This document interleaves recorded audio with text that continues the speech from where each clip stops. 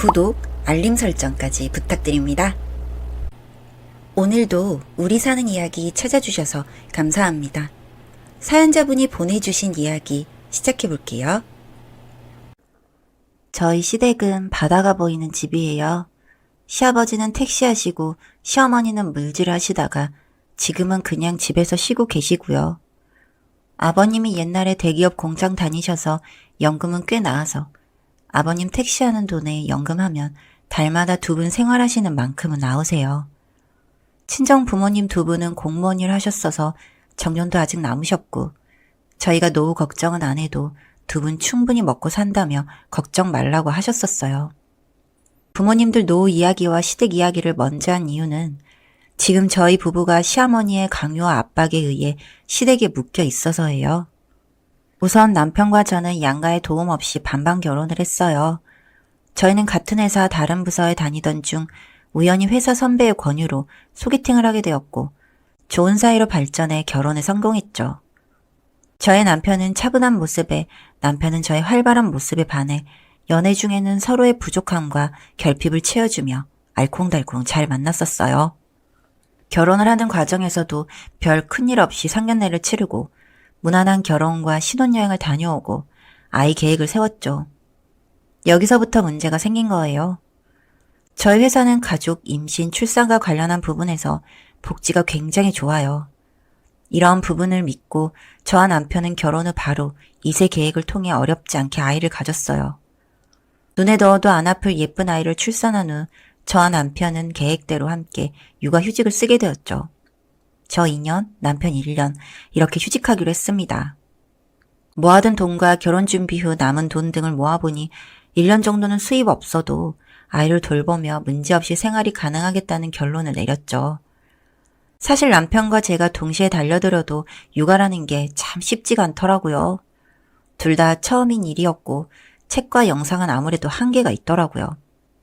저는 엄마에게 도움을 청할까 망설이다가도 엄마도 일이 바쁘시니까 하고 넘겼습니다. 그 타이밍에 시어머니가 연락을 주신 거예요. 아이 키우기 힘드니까 한 달 정도만 시댁에 와 있으라고. 필요한 거 알려주고 본인이 도와주시겠다고요. 솔직히 저는 시어머니를 엄청 좋은 분이라 생각했어요.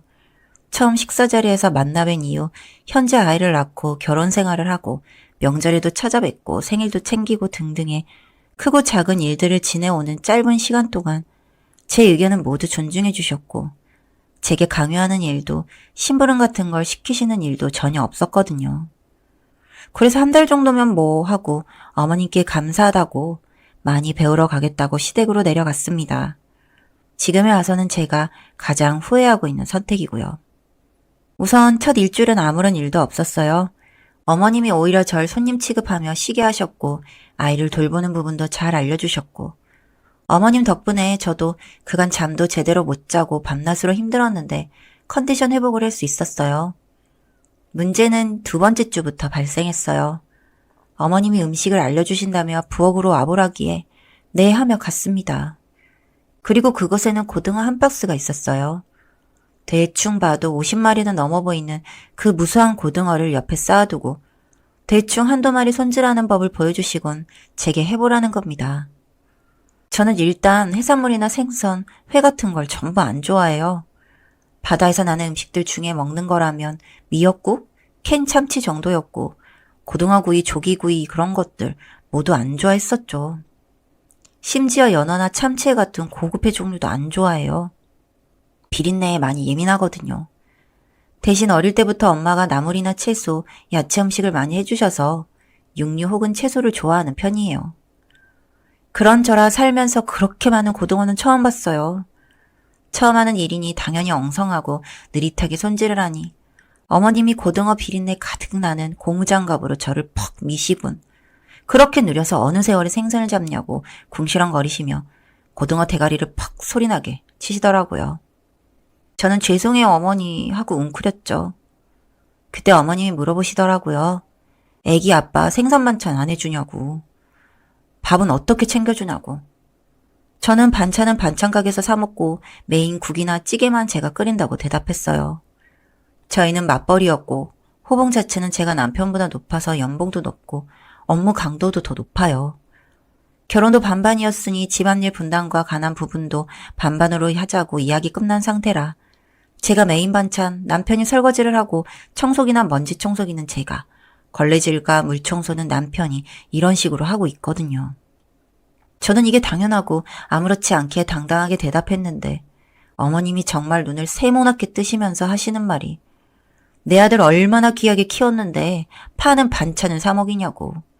알아서 잘 하는 줄 알고 내버려뒀더니 하늘 높은 줄 모르고 설친다며 정신교육 똑바로 시켜줄 테니 앞으로 눈깔 똑바로 뜨고 살라고 이야기하셨어요. 사실 말이 너무 빠르고 사투리나 억양이 너무 강해 못 알아듣는 말이 대부분이었지만 대충 이런 말이었어요. 그리고 그 순간 이후 저한텐 정말 지옥이 펼쳐졌네요. 어머님은 남편과 아버님이 없는 순간마다 제게 인신공격과 잔심부름을 시키며 절 괴롭히셨어요. 괴롭힘 중에 제가 가장 힘들었던 건 갑자기 슈퍼에 가서 무언가를 사오라고 시키세요. 예를 들면 간장이나 두부 같은 거요. 그래서 그걸 사오면 이 브랜드 말고 이 집 거 말고 하며 다시 가라고 하세요. 그럼 교환을 해오면 또 이게 아니라고 절 보내세요. 도대체 뭘 사오라는 거냐 물어보면 말대꾸를 한다며 제 머리를 주먹으로 내리치시거나 못 배워 처먹은 티 낸다며 저희 부모님을 욕하세요. 막말로 공무원이 우리 부모님이 물질을 하던 당신보다 못 배우셨을까 하는 말이 절로 나왔지만 꾹 참았습니다. 도대체 왜 참았는지 이유를 모르겠지만요. 어차피 한 달이니까 한 달만 버티면 되니까 싶어 참았어요. 멍청하게 참기만 했죠. 남편한테 이야기라도 해볼 걸. 그래도 자기 엄마 편이겠다 싶어 말도 못했네요. 그렇게 모욕과 괴롭힘 속에서 한 달이 지나고 저는 남편을 앞세워 친정 핑계를 대며 집으로 돌아왔어요. 어머님한테 시달리느니 아이한테 시달려 밤잠 못 자는 게 마음은 편하다는 생각을 하게 됐죠. 다시 평화로운 생활을 이어가겠구나 안도한 것도 잠시 올라온 지 일주일 만에 어머님이 집으로 찾아오셨어요. 본인 손목이 안 좋아 병원을 다녀야 하니 집에 좀 머물자는 이야기를 핑계로 말이에요. 그리고 남편이 잠시 화장실을 간다고 자리를 떠난 사이 어머님은 제게 다가와 제 머리채를 휘어쥐곤 시발년아 그렇게 나르면 내가 못 올 줄 알았냐? 여우 같은 년이 어디서 내 아들 잡아먹으려고 설치느냐? 내가 니년 정신교육 제대로 시켜주겠다고 절 협박했죠. 그 말에 뚝뚝 눈물이 떨어졌어요. 어머님한테 도망쳐 방으로 들어와 엉엉 울자 저 우는 소리를 듣고 화장실에서 나온 남편이 왜 그러냐고 절 안아주더라고요. 남편 품에서도 전 어차피 어머님 편이겠지. 이 사람을 어떻게 믿어 하고 아무 말도 못했어요. 어머님과 생활을 하며 정말 온갖 일에 다 트집을 잡으시더라고요. 냉장고에 있는 반찬 하나하나를 꺼내 음식물 쓰레기 봉투에 담은 후 이딴 쓰레기는 너 혼자 처먹으라고 제 얼굴에 던지고 버리고 오라고 소리치시고 제가 한 음식이 조금이라도 입에 안 맞으면 냅다 쌍욕을 뱉으셨어요. 한날은 꽁치 김치찜이 먹고 싶다고 하셔서 꽁치 통조림을 사왔더니 나보고 개밥을 처먹으라는 거냐며 내가 개년이라 돌려가냐고 캔을 통째로 제게 던지시더라고요. 그 깡통에 맞아 이마가 찢어져 응급실로 가 수술까지 했습니다. 그 와중에도 아프다고 유세 떠느냐니 오바 떨지 말라느니 온갖 욕을 하셨죠. 하지만 그쯤 이상한 부분을 눈치챘습니다. 어머님이 저와 단둘이 있는 상황에서만 절 괴롭힌다는 걸요. 보통 남편이 운동하러 집을 비웠을 때, 아이를 데리고 산책을 갈 때, 화장실 등을 갈 때 등 남편이 없을 때만 제게 그런 짓을 하는 거예요. 저는 그때 혹시 하는 생각을 했습니다. 남편이 어머님 편의 행동을 알면서 모르는 척 하는 게 아니라 정말로 모르는 건 아닌지, 어쩌면 내 편을 들 수도 있는 건 아닐까 하는 생각을요. 생각은 꼬리에 꼬리를 물었고 결론을 지었어요. 어머님이 만약 또 지랄을 하면 녹음을 하고 남편을 불러보자. 수술을 한 후 입원한 병실 속에서 잠도 못 자고 온갖 생각을 했네요. 그리고 집으로 돌아가서 저는 그 생각에 약하게 남아 확신을 하게 되었어요. 남편이 제가 다친 이유가 거실 청소를 하다 넘어져 벽 모서리에 찍혀 다친 건 줄 아는 거예요. 어머님이 남편에게 상황 설명을 해주었을 건데 만약 남편 눈치를 안 본다면 그럴 리가 없다고 생각했죠. 그 약한 확신이 커진 계기는 그 다음에 있었어요. 제가 태어난 후 남편이 제 뒤를 졸졸 따라다니며 절 보호했고 그 시간 동안은 어머님이 제게 아무런 터치도 안 하셨어요. 남편은 화장실에 갈 때도 불안하다고 화장실 문 앞에 있어달라고 하거나 아니면 안방 화장실에 있을 테니 저는 안방에서 계속 대화를 하자고 하면서 저를 과보호했죠. 넘어져 다쳤다는 말에 저를 이렇게 신경 쓰는 남편이 자신의 어머니가 그렇게까지 절 괴롭혔다는 걸 알고도 모른 채 했다는 게 안 믿겼어요. 확신은 커졌고 그쯤 남편도 제가 꽤 안전하다는 걸 인지했는지 따라다니는 일을 관뒀죠. 아직까지도 어머님은 남편 눈치를 꽤 보는 듯 했지만요. 그리고 어느 날 어머님이 아기국이 먹고 싶다며 생아기를 가지고 오셨어요. 남편은 아기국 좋지. 나는 아기 목욕시켜둘게. 하고 화장실로 들어갔고 어머님은 제게 아기를 던져주며 알아서 해보라 하시곤 팔짱을 끼고 제 뒤에서 절 쳐다보셨어요. 저는 정말 살면서 이렇게 징그럽게 생긴 생선은 처음이었어요.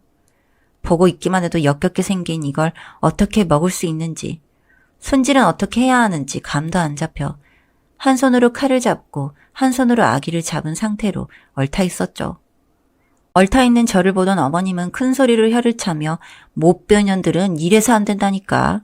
지 애미가 딸려는 오죽 족같게 키웠으면 남편 밥도 하나 못 차려주냐. 개땡에서 난 년은 티가 나네 등등 차마 입에도 못 담을 욕을 하시더라고요. 그 표정, 저를 깔보는 그 비웃음 가득한 그 표정이 그날따라 더 화가 났고 저는 쥐고 있던 칼을 어머님이 서 계신 바로 옆에 던지며 악 소리를 질렀어요. 태어나서 그렇게까지 소리를 지른 적은 정말 처음이었어요. 저는 소리를 지르며 제발 나한테 왜 그러냐고 내가 뭘 잘못했냐고 소리를 질렀고 어머님은 어디서 미친년이 하고 제 뺨을 후려치셨어요. 그때부터 눈이 돌아가 잡고 있던 아기를 어머님 얼굴에 후려쳤어요. 제 얼굴 2개만한 찐득한 날생선이 어머님 얼굴을 덮고 어머님은 바로 바닥으로 나뒹굴었어요. 우당탕 소리에 남편이 놀래서 나오니 어머님한테 맞은 볼이 벌겋게 부은 저와 바닥에 뒹구는 어머님과 아기를 보고 이게 무슨 일이냐고 영문을 모르겠다는 표정으로 물었죠. 저는 그 말에 바로 엉엉 울며 이제껏 맞았던 일, 욕먹은 일 등등을 쏟아내듯 말했어요. 중간중간 어머님이 미친년아 어디서 거짓말을 치냐고 제 머리채를 잡았고 남편이 다 제지해줬어요. 앞에서 어머님은 땡땡년, 개만도 못한 년, 소새끼, 개새끼 등등 온갖 패드립의 쌍욕을 중얼거리며 눈돌아 제게 달려드셨고 저는 엉엉 울며 속에 바친 이야기를 했습니다. 이야기를 마치고 진정된 저는 남편에게 이혼하자고 했어요. 남편은 그 말을 듣자마자 시어머니가 계시던 방으로 들어가 가방에 어머님 짐을 모두 챙겨놓고 어머님 먹살을 잡고 바닥에서 질질 끌고 가 문 밖으로 내보내며 이야기했어요. 당신 내 엄마 아니니까 다시는 찾아오지 말라고. 정작 더러운 건 당신 아니냐고. 아버지한테도 얼굴 볼 생각 없으니까 연락도 찾아오지도 말라고 전해라며 문을 쾅 닫더라고요. 그리고 다시 제게 돌아와 제 앞에 무릎 꿇고 하는 말이 자기 엄마가 사실 옛날에 딴 남자랑 바람이 나서 아빠랑 자기를 버리고 집을 나간 적 있었대요. 그런데 그 남자가 엄마 돈을 전부 들고 사기까지 치고 날라버렸고 갈 곳이 없어 다시 아빠와 자기한테 와 받아달라고 했었대요. 그때 죽은 것처럼 식모마냥 살 테니 제발 한 번만 받아달라는 말에 자기 아빠가 모른 척 받아줬다네요. 집 나간 때가 남편 중학생 때 들어온 때가 고등학생 때였으니 자기는 날 만큼 알았고 엄마에게 정도 없었대요. 그냥 언제든 날 버릴 사람 정도로 생각했었는데 본인이 그렇게 사랑하는 애써서 만든 가족과 가정을 망가뜨리는 꼴을 보고 속이 무너질 것 같다고. 제게 너무 미안해서 죽어버리고 싶은데 그러면 우리 아기는 어떻게 하냐고. 다시는 그 집이랑 연락 안 할 테니 난 이미 한 번 죽었다 생각하고 나한테 잘할 테니까 한 번만 용서해달라고 하네요. 그 이야기를 듣고 어떻게 남편을 탓하겠어요. 그래서 저도 당신 못 믿고 혼자 떠안아서 미안하다고. 당신이 당연히 어머님 편을 들 거라 생각해 무서웠다 이야기하고 함께 껴안고 한참을 울었네요. 다 울고 집도 치우고 저는 맨정신에 남편에게 있었던 일들을 다시 이야기해주고 남편은 그 내용을 아버님께 전했어요. 아버님은 어머님과 다시 이야기하겠다고 제대로 혼내주겠다고 약속해 주셨어요. 그래도 당신 아내인지라 어머님을 내쫓지는 못하겠다고 미안하다고 제게 사과해 주셨어요. 앞으로 시댁은 없다 생각하고 살라고 하시면서 명절에는 어머님을 제외하고 셋이서 얼굴 한번 보거나 하자시더라고요. 며느라가 용돈 주고 밥도 먹여야 하는데 본인이 미안하다고 눈물 훔치며 사과하시는 모습에 다 괜찮다고 이야기했어요.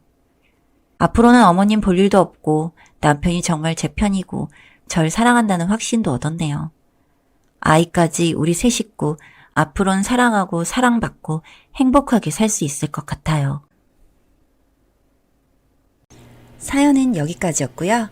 우리 사는 이야기 시청해주셔서 감사합니다.